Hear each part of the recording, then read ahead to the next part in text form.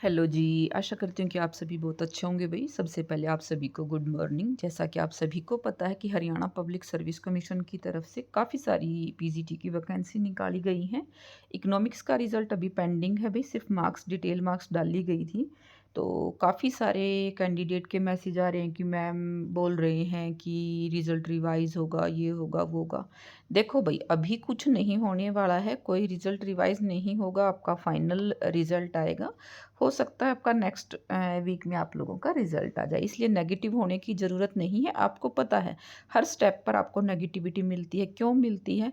आपका interview late हुआ है, पहले ये कहा जा रहा था कि इंटरव्यू ही नहीं होना है, अब बच्चे पता नहीं अब एक ऐसा माहौल बना रखा है कि भई जॉइनिंग ही नहीं होगी, अभी तो इनका रिज़ल्ट रिवाइज़ होगा, ये होगा, वो। कुछ नहीं होने वाला है, थोड़ा-सा पेशेंस रखो, हर चीज़ में जल्दबाज़ी अच्छी नहीं है। आप लोगों ने एग्ज़ाम दिया हुआ है, आपका डिटेल मार्क्स आपको पता चल चुके हैं। ये है कि भई जो बॉर्डर पर है अभी उनको डर लग रहा है, इसलिए थोड़ा भई नहीं रहता पेशेंस भी, लेकिन पॉज़िटिव रहें, नेगेटिव होने की ज़रूरत नहीं है। बहुत जल्द आपको आपका जो है रिज़ल्ट देखने को मिलेगा। अब बात करते हैं भई इंग्लिश का एग्ज़ाम या जितने भी एचपीएससी ने इंग्लिश का पीजीटी का रहता है, बाकी सबके हो चुके हैं। तो पीजीटी वाले बच्चे काफ़ी पूछ रहे हैं। आपने देखा होगा अभी असिस्टेंट प्रोफ़ेसर का रिज़ल्ट आ चुका है इंग्लिश का, आप ये देखेंगे। और एक चीज़ अभी भी आप लोगों को बता रही हूँ, अगर आगे भी एचपीएससी की कोई भी भर्ती निकले और आपके पास रिज़र्व्ड कैटेगरी का सर्टिफ़िकेट है, तो आप उसको रिज़र्व्ड कैटेगरी में ही भरें। आपके लिए सबसे ज़्यादा बेनिफिट होगा। ये आप असिस्टेंट प्रोफ़ेसर का इंग्लिश का देख सकते हैं भई। ईडब्ल्यूएस कैटेगरी के 2 टाइम्स बच्चे भी नहीं हैं, टोटल 110 बच्चे हैं जिनका टेस्ट क्लियर हुआ है। और पोस्ट आपको पता है 60 प्लस हैं। यानी कि ये एक तरीके से ये मान के चलो इंटरव्यू में जा चुके हैं, क्योंकि इंटरव्यू के लिए आपको 2 गुना करने होते हैं। तो अगर आप थोड़ी-सी भी मेहनत करके अच्छे से अपना एग्ज़ाम क्रैक कर लेते हैं तो बहुत ज़्यादा चांस है आप लोगों के। उसी प्रकार से सारी जितनी भी रिज़र्व्ड कैटेगरी हैं जिनके 25 नंबर भी थे उनको भी बुलाया जा रहा है इंटरव्यू के लिए। यहाँ पर सबसे टफ फाइट है जनरल वाले बच्चों के लिए, सबसे ज़्यादा टफ फाइट है। तो अपना द बेस्ट करें, चाहे वो असिस्टेंट प्रोफ़ेसर है, चाहे वो पीजीटी है, आपको बहुत अच्छे से अपनी तैयारी करनी है। और इस चीज़ का हमेशा ध्यान रखें भई, आप कोई भी एचपीएससी की किसी भी भर्ती में या एचएसएससी की किसी भी भर्ती में अप्लाई कर रहे हैं, तो आप अपनी रिज़र्व्ड कैटेगरी में भरें, क्योंकि आपको उसका बहुत ज़्यादा बेनिफिट होगा। क्योंकि अब प्रोमिला वाला केस लागू कर दिया है, तो उसकी वजह से क्या हो रहा है कि ऊपर वाले बच्चे जनरल में जा रहे हैं, तो उससे जनरल वाले बच्चों को तो देखो डेफ़िनेटली बहुत ज़्यादा नुकसान हो रहा है।